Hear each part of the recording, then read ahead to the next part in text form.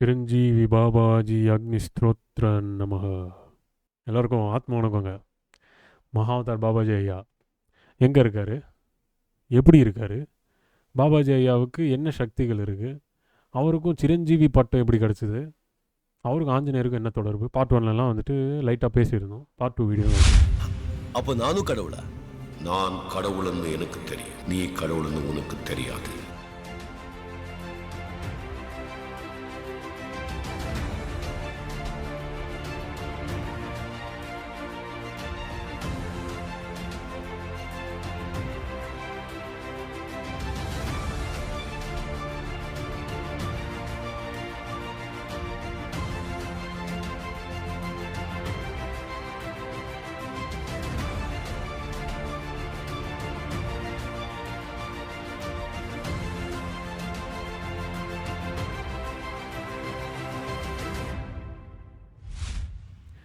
மகாதர் பாபாஜி ஐயா பற்றி எல்லாருக்குமே தெரியும். அவரை பற்றி பேசும்போதே என்ன ஒரு ஆனந்த கண்ணீர், என்ன ஒரு அவரை பற்றி அந்த ஒரு பேரை சொல்லும்போதே உள்ளே அப்படியே கருக ஆரம்பிச்சிடும், உள்ளே என்னென்னமோ நடக்கும்.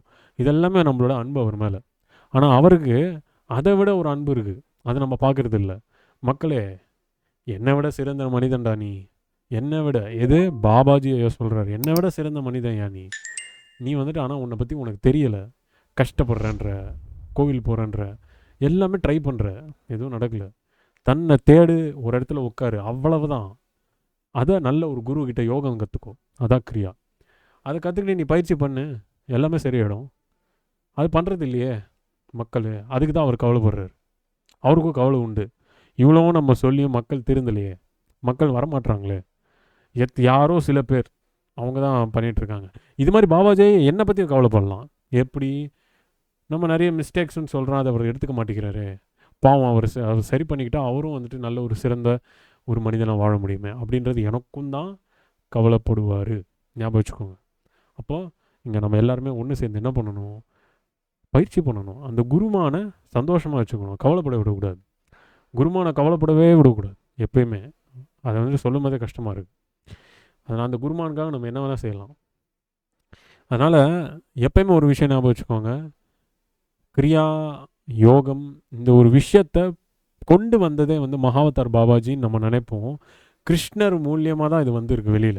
அப்பேற்பட்ட மகாபாரதத்தில் யுத்தம் பண்ண ஒரு பெரிய கடவுள் இல்லையா, அப்பேற்பட்டவரே சொல்கிறாரு பாபாஜிக்கு கிரியா யோகம் இனிஷியேஷனை வந்துட்டு இவர் தான் கொடுக்கணுமென்று சொன்னதே அவர் தான்.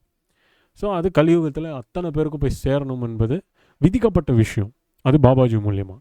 அது எங்கே ஒரே யோகம் தான் இருக்கா உலகத்தில்னா, மொத்தத்திலே சிறந்த யோகம் கிரியா தான். இங்கே எங்கே போய் கேட்டாலும், எவ்வளோ பில்லியனரை கேட்டாலும் சொல்கிற ஒரே விஷயம் கிரியா தான். ஏன்னா கிரியா அப்படின்ற ஒரு வார்த்தைக்கு உங்களுக்கு அர்த்தம் தெரியணும். தொடர்ச்சியாக நீங்கள் எந்த பொருளை நீங்கள் செய்கிறீங்களோ அதை நோக்கி நீங்கள் சக்ஸஸ் அடைவ, அதுக்கு தான் கிரியா. யோகம் வந்துட்டு உள்ளே ஏன் சேர்த்தாங்க அப்படின்னா, தொடர்ச்சியாக யோகம் செய், தொடர்ந்து செய்கிறதில்ல, தொடர்ச்சின்னா என்ன, தினம் செய்கிறது. அரை மணி நேரம் உட்காரு, நாளைக்கு அரை மணி நேரம் உட்காரு, அதுக்கு அடுத்த நாள் அரை மணி நேரம், ஒரு வருஷம் கழிச்சு 1 மணி நேரம் உட்காரு டெய்லி. அந்த மாதிரி ஒன்றொன்னா கிராஜுவலாக பண்ணிகிட்டே போப்பா. வாழ்க்கைன்றது சின்னது, அது வந்துட்டு இப்படி முடிஞ்சிடும். அது உள்ள நல்ல வாழ்ந்து தன் ஆன்மாவை தனக்குள்ளே தன் கட்டுப்பாட்டுக்குள் வர வைக்கிறது தான் அந்த யோகம். அதை வந்துட்டு அவ்வளோ ஈஸியாக இழிவாக சொல்லிட்டு போயிட்டார் அவர். அப்பேற்பட்டவர் அவர் எவ்வளோ கஷ்டப்பட்டார். அப்பேற்பட்ட மகான் வந்துட்டு ஆஞ்சநேயர்கிட்ட என்னென்ன விஷயங்கள்லாம் சொன்னார், ஆஞ்சநேயர் அவர்கிட்ட என்னெல்லாம் ஆசீர்வாதம் பண்ணார், இதை பற்றி பேசுவோம். ஆஞ்சநேயர்னாலே சிரஞ்சீவின்னு நம்ம சொல்லுவோம், கரெக்டுங்களா? சிரஞ்சீவினாலே பல வருடங்கள் அவங்க வாழ்ந்துக்கிட்டே இருப்பாங்க, மரணம் கிடையாது. அப்பேற்பட்ட மரணம் இல்லாத ஒரு நபர்னா தான் ஆஞ்சநேயர் சொல்கிறோம். ஆஞ்சநேயர் எப்படி இருந்தாலும் அந்த அவருமே வந்துட்டு மனிதர் தான், வைல்டு ட்ரைபல் மனிதர் அவர். அதனால தான் அவர் வானரம்ன்ற ஒரு இனம் இருக்குது அவருக்கு.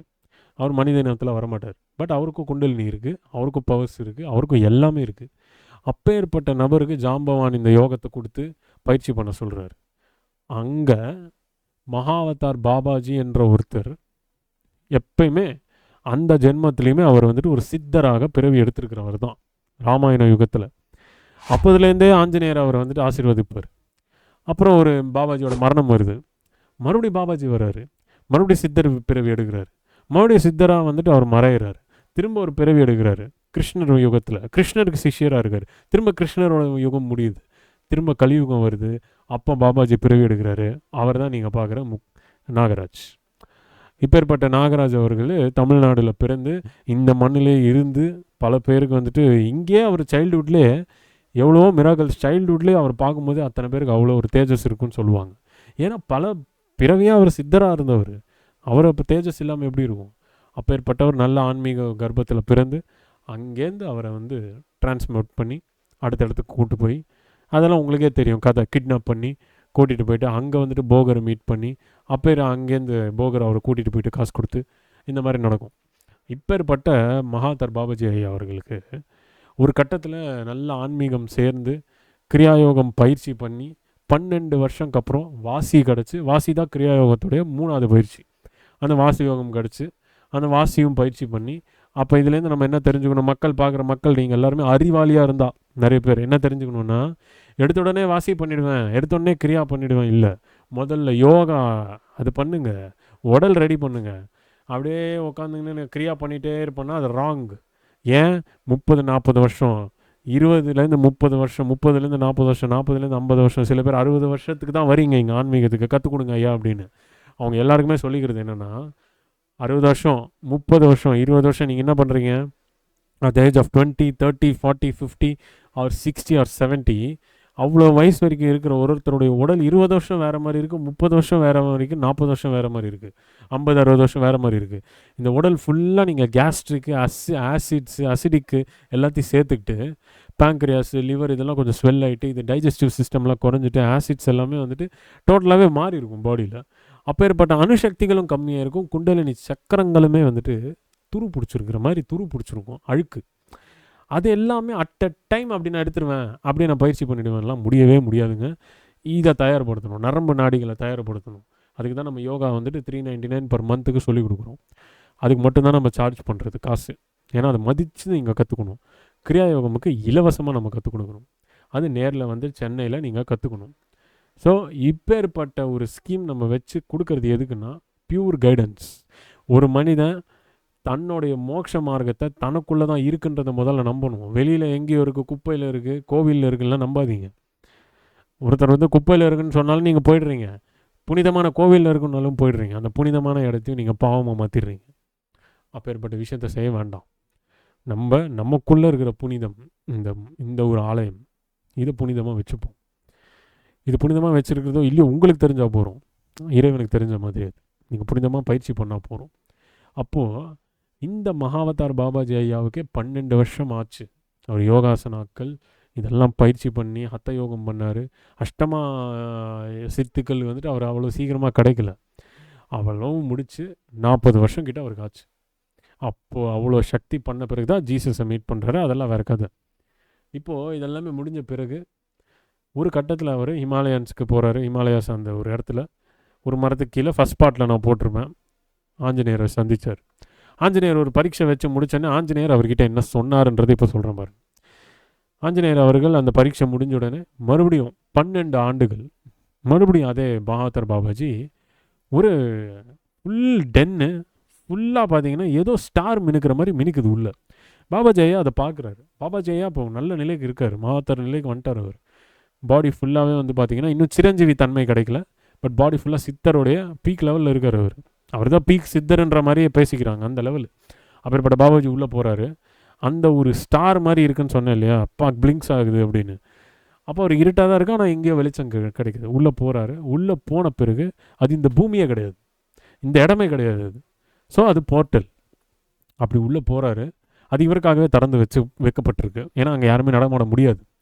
அப்போ பாபாஜி ஐயா உள்ளே போன பிறகு அங்கே நீங்கள் நம்ப மாட்டீங்க, ராமாயண யுகத்தில் நம்ம பார்த்த பீயிங்ஸ் எல்லாருமே அந்த இடத்துல இருக்கிறாங்க. அப்போ அவர் போன பிளானட்டே பார்த்தீங்கன்னா வேறு ஒரு யுகத்தில் ராமாயணம் நடந்துகிட்டு இருக்கு. அங்கே போயிருக்கிறார் மகாவதார் பாபாஜி. அங்கே போய் அங்கே இருக்கிற நிறைய சித்தர்களை இவர் தயார்படுத்தி அந்த சித்தர்களுக்கு கையில் ஆயுதத்தை கொடுக்குறாரு மகாவதார் பாபாஜி. என்ன ஆயுதம்? வஜ்ர ஆயுதம். அதான் நம்ம குண்டலினி. அந்த சக்தி வாய்ந்த கிரியாவை அத்தனை சித்தர்களுக்கும் மல்டி யூனிவர்ஸில் கொடுக்குறாரு. நாம் உமக்கு ஒரு மந்திரத்தை உபதேசிக்கிறோம். அந்த மந்திரத்தை சொல்.